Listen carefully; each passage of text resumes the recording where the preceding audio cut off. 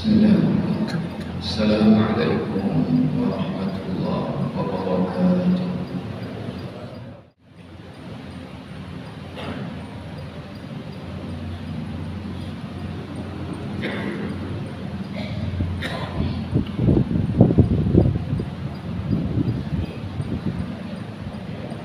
Innal hamdalillah nahmaduhu wa nasta'inuhu wa nastaghfiruh ونعوذ بالله من شرور أنفسنا وسيئات أعمالنا من يهده الله فلا مضل له ومن يضلله فلا هادي له أشهد أن لا إله إلا الله وحده لا شريك له وأشهد أن محمدا عبده ورسوله اللهم صل وسلم وبارك على خير خلق الله محمد بن عبد الله الذي بلغ الرسالة وأدى الأمانة ونصح الأمة وجاهد في الله حق جهاده وعلى آله وأصحابه ومن اهتدى بهديه وسن بسنته إلى يوم الدين أما بعد فأوصيكم وإياي نفسي بتقوى الله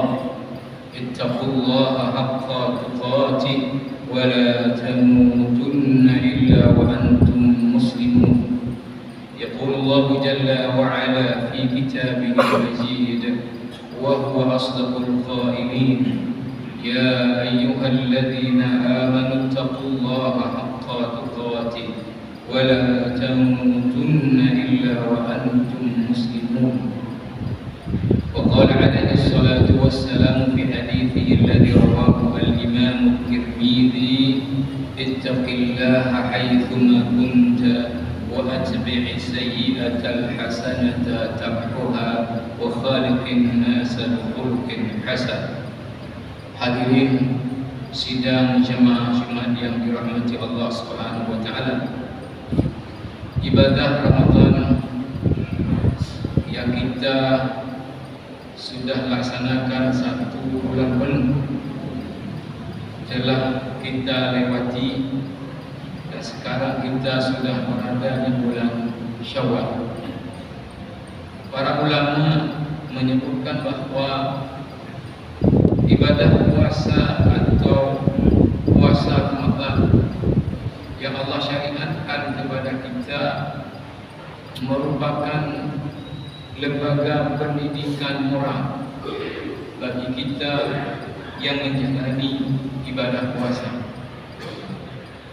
Maka ketika puasa adalah diibaratkan kepada lembaga pendidikan, maka tentunya yang akan dilihat tidak hanya bagaimana kita selama menjalani ibadah puasa. Justru yang lebih penting lagi adalah bagaimana nilai-nilai falsafah yang kita sudah belajar, diajarkan, berlatih dan dilatih oleh proses puasa yang kita jalani menjelma menjadi kepribadian kita setelah Ramadan dan sepanjang hayat kita.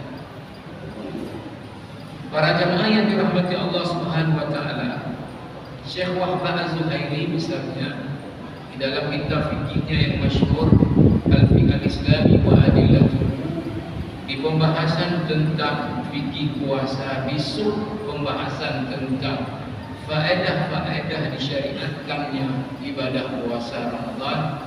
Beliau menyebutkan bahwa was-shaumu madrasatun khuluqiyyatun kubra yatadarrabu fiha al-mu'minu ala khisalin katsirah. Puasa Ramadan adalah madrasatun khuluqiyyatun kubra, merupakan lembaga pendidikan moral yang sangat besar. Yatadarrabu fiha al-mu'min, di mana seorang mukmin yang menjalani puasa itu berlatih diri, dilatih oleh mekanisme puasa yang dia jalani itu ala khisalin katsirah, banyak hal, banyak nilai, banyak falsafah.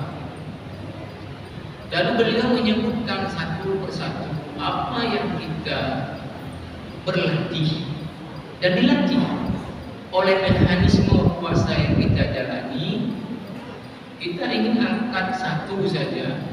Dan untuk maksud inilah Allah mensyariatkan utamanya puasa Ramadan. Dan kita kemudian melihat bagaimana kemampuan kita mempertahankan prinsip dan falsafah ini sepanjang hayat kita. Syekh Muhammad Az-Zuhaili meletakkan di nomor pertama dari apa yang kita berlatih dan dilatih oleh mekanisme puasa kita, yang itu harus mampu kemudian menjelma menjadi kepribadian kita adalah, kata beliau, jihadun lin nafsi wa muqawamatun lil ahwa. Mekanisme puasa yang kita jalani itu melatih kita, dan kita berlatih untuk kita bisa punya kemampuan di dalam mengendalikan syahwat kita agar dia senantiasa tunduk mengikut kepada syariatnya Allah Subhanahu wa taala. Sidang jemaah yang dirahmati Allah Subhanahu wa taala, di mana ini nilai kita berlatih dan dilatih oleh mekanisme puasa kita, bahwa di luar bulan Ramadan perkara makan minum di siang hari adalah perkara mubah, boleh. Yang mau minum, mau makan, memburu. Tapi ketika masuk bulan Ramadan, Allah buat aturan khusus berlaku di Ramadan, yaitu perkara makan minum di siang hari, dari terbit fajar shadiq masuk subuh sampai terbenam matahari masuk maghrib, itu tidak boleh. Tentunya dengan interval waktu lebih 13 jam. Orang-orang yang berpuasa akan haus, akan lapar. Maka ketika haus, secara otomatis dari dalam diri kita akan muncul keinginan untuk minum. Ini disebut dengan syahwat minum. Ketika lapar, muncul dari dalam diri kita keinginan untuk makan. Ini disebut dengan syahwat makan. Kalau kita kemudian memperturut keinginan minum dan kita lakukan di siang hari, berarti kita mesti menabrak aturan Allah. Kalau kita perturut keinginan makan kita dan kita makan di siang hari, kita menabrak aturan Allah. Apa yang kemudian kita lakukan kuat-kuat adalah menahan keinginan minum tadi, menahan keinginan makan tadi. Karena kalau memperturutnya, kita mesti menabrak aturan Allah dalam makna bermaksiat kepada Allah. Maka kita tidak pernah mau ikut apa maunya syahwat kita. Kalau harus bermaksiat kepada Allah, maka bagaimanapun haus enggak akan kita minum di siang hari. Bagaimanapun lapar enggak akan kita makan. Kapan kita baru minum, baru makan? Kalau menyalurkannya tidak lagi menabrak aturan Allah, masuk waktu maghrib. Nah, ibadah puasa mencontohkan dalam kasus makan minum dan beberapa yang lain. Tapi substansi nilai yang ingin ditanamkan kepada kita adalah bagaimana dalam hidup ini, kalau ada muncul macam-macam keinginan, yang itu motor penggeraknya syahwat yang ada pada diri setiap kita, jangan pernah kita perturut syahwat kita kalau harus bermaksiat kepada Allah. Ini yang ditanamkan pada orang yang berpuasa, walau dicontoh di dalam kasus-kasus tertentu. Karena sesungguhnya orang yang berpuasa hanya menahan diri dari perkara-perkara yang dapat merusak keabsahan puasa, tapi tidak menahan diri dari segala hal yang Allah haramkan. Ini orang akan sah puasanya kewajiban puasanya, tetapi orang ini tidak mendapatkan pahala dari puasa. Karena Rasulullah SAW mencontohkan dalam satu kasus di hadis Sahih Bukhari, "Man lam yada' qaula az-zur wal 'amal bihi." Siapa di bulan Ramadan dia puasa tadi menjaga dari hal tidak makan, tidak minum, tidak hubungan suami istri di siang hari, tetapi tidak meninggalkan berbohong, berdusta, falaysa lillahi hajah an yad'a ta'amahu wa syarabahu.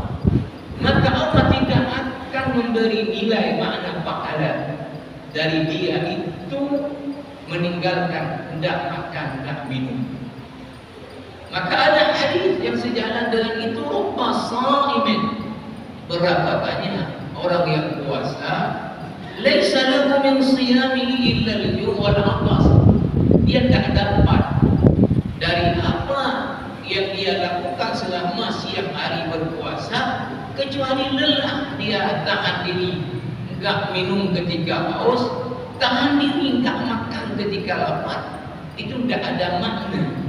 Karena yang diinginkan oleh proses puasa adalah tadi, bagaimana kita ini punya kekuatan tahan untuk tidak menyalurkan syahwat kita, sejauh ketika menyalurkannya menabrak aturan-aturan Allah Subhanahu wa taala. Sidang jamaah Jumat yang dirahmati Allah Subhanahu wa taala, semua kita sudah Allah tempelkan, tidak kita minta. Itu adalah syahwat. Apa itu syahwat? Syekh Shalih Al-Munajjid dalam kitabnya Mufsidatul Qulub, perkara-perkara yang merusak hati, makna merusak iman orang yang beriman, antaranya adalah perkara syahwat. Syahwat secara bahasa adalah apa? Syahida yashhad. Itu artinya adalah ahabba wa raghiba fi. Suka kepada sesuatu, itu namanya syahwat. Sehingga di antara definisi istilah syahwat menurut ulama adalah ishtiyaqun nafsi ila syai'. Keinginan jiwa kepada sesuatu itu namanya adalah syahwat. Ingin mobil baru, ingin HP baru, ingin tambah toko, ingin tambah kekayaan.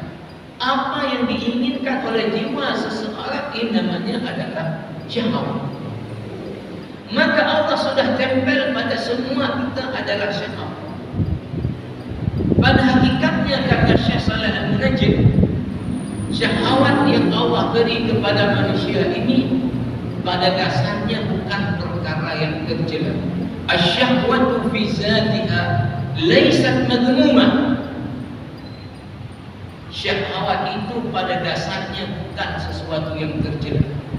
Karena apa? Karena Allah menciptakan syahwat pada manusia untuk dua tujuan utama. Yang pertama, syahwat diciptakan Allah dan diberikan pada manusia untuk kemaslahatan hidup manusia di dunia. Manusia tidak bisa menjalani hidup di dunia kalau tidak ada syahwat. Artinya keinginan kepada sesuatu.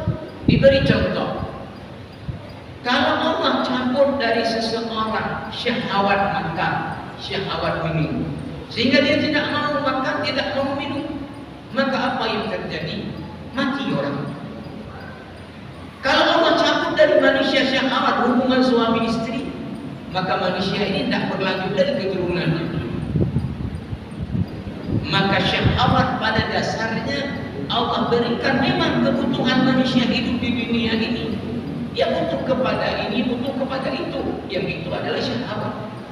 Tapi di sisi yang lain, syahwat itu Allah jadikan juga media untuk menguji kita ini, apakah kita dalam hidup ini lebih taat kepada syahwat kita dengan membangkang kepada yang menciptakan kita dan syahwat kita, atau kita taat kepada yang menciptakan kita dan syahwat kita dengan membangkang kepada syahwat kita. Maka jemaah rahimakumullah, ibadah puasa Ramadan disyariatkan Allah untuk menghadirkan kekuatan ini, kekuatan untuk patuh kepada Allah dan kekuatan mengendalikan syahwat kita sejauh dalam menyalurkannya itu bermaksiat kepada Allah Subhanahu wa Ta'ala. Tapi jamaah rahimakumullah, amat disayangkan banyak orang-orang yang gagal di dalam menghadapi ujian ini. Maka tidak heran kita kalau kemudian Allah Subhanahu wa Ta'ala menyebutkan di dalam surah Al-Jathiyah, afara'aita man ittakhadha ilahahu hawahu wa adallahu Allah 'ala 'ilmin. Tidakkah Muhammad kamu melihat ada orang-orang yang menjadikan Tuhannya bukan Allah, tapi syahwatnya yang menjadi Tuhan. Apa ingin syahwatnya diperturut saja, walaupun itu bermaksiat kepada Allah Subhanahu wa Ta'ala. Yang baru-baru ini misalnya pemerintah kota menggerebek ya hotel-hotel, maka yakin orang yang melakukan zina ini tahu bahwa zina itu menyalurkan syahwat kepada orang yang tidak sah, adalah haram, dosanya besar, maksiat kepada Allah. Tapi dia abaikan itu karena dia taati syahwatnya, maka dia salurkan sekalipun bermaksiat kepada Allah. Orang-orang yang mengambil hak orang lain bukan haknya, apa itu mencuri, apa itu birokrasi, korupsi, dan apapun bentuknya, ya itu bukan hak dia, dia tahu itu adalah haram. Tetapi tetap karena dia perturut syahwatnya, ingin membeli mobil baru, karena dia ingin ini, ingin itu, sehingga apa kata syahwatnya dia tunduk, walaupun itu harus bermaksiat kepada Allah Subhanahu wa Ta'ala. Maka jamaah Jumat yang dirahmati Allah Subhanahu wa Ta'ala, di dalam surah An-Nazi'at Allah Subhanahu wa Ta'ala sebutkan bahwa orang-orang yang dalam hidup ini tunduk kepada syahwatnya, lalu kemudian dia membangkang kepada Allah Subhanahu wa Ta'ala, maka di akhirat nanti tempat kembalinya adalah neraka jahannam. Tapi orang-orang yang punya kemampuan untuk mengendalikan syahwatnya, tunduk kepada syariatnya Allah, tempat kembalinya adalah surganya Allah Subhanahu wa Ta'ala. Fa amma man tagha wa athara al-hayat ad-dunya fa innal jahima hiya al-ma'wa wa amma man khafa maqamahu wa nahaa an-nafsa 'anil hawa fa innal jannata hiya al-ma'wa. Di dalam hadis yang diriwayatkan oleh Al-Hakim, Rasulullah SAW memberikan kriteria orang yang paling tangguh dalam menjalani kehidupan ini adalah orang yang bisa kendalikan nafsunya dan selalu beramal untuk kepentingannya setelah mati. Dan orang yang paling lemah adalah orang yang selalu memperturut nafsunya. Al-kayyisu man dana nafsahu wa 'amila lima ba'da al-maut wal 'ajizu man atba'a nafsahu hawaha wa tamanna 'ala Allah.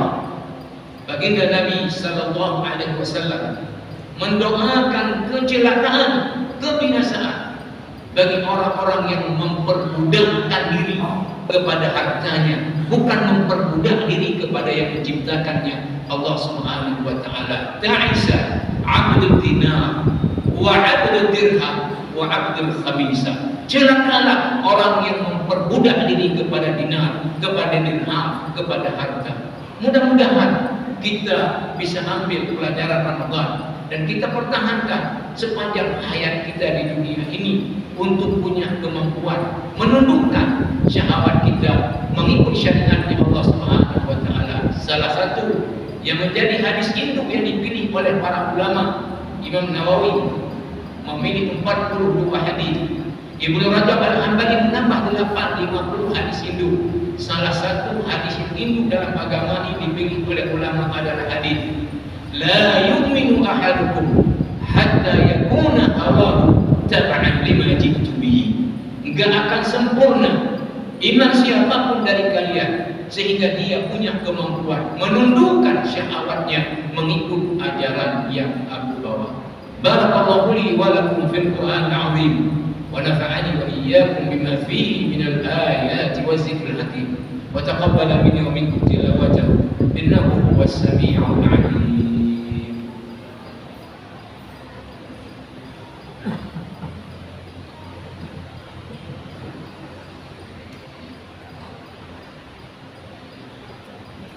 Alhamdulillahilladzi fataha abwaaba rahmatihi liman dawama 'ala ta'atihi wa hajaba anwara hidayatihi 'amman qala li syahwatihi wa naghamasa fi radilatihi.